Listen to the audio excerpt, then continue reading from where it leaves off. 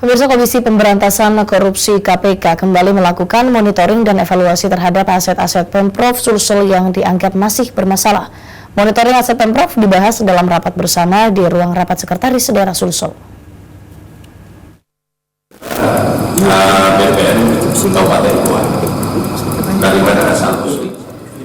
Pemerintah Provinsi Sulawesi Selatan kembali melakukan rapat tindak lanjut penyelesaian masalah aset bersama tim Korsubgah KPK di ruang Sekretaris Daerah Sulsel pada Senin pagi.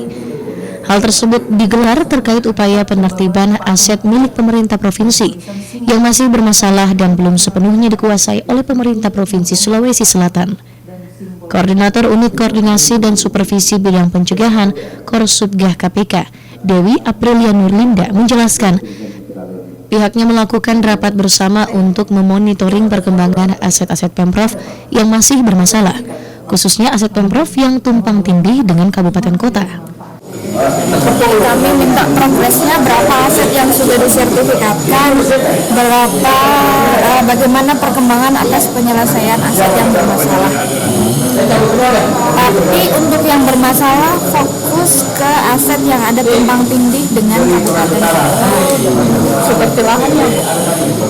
Aset, semua aset. Tapi kalau untuk aset yang P3D ini kan memang harus dilakukan kunjungan ke lapangan, baru kemudian dokumennya secara dokumen diserahkan kepada Pemprov.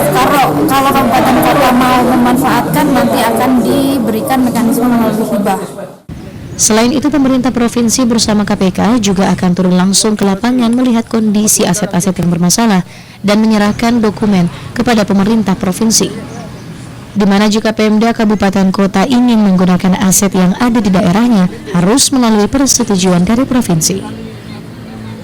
Nur Fitri, Celebes TV.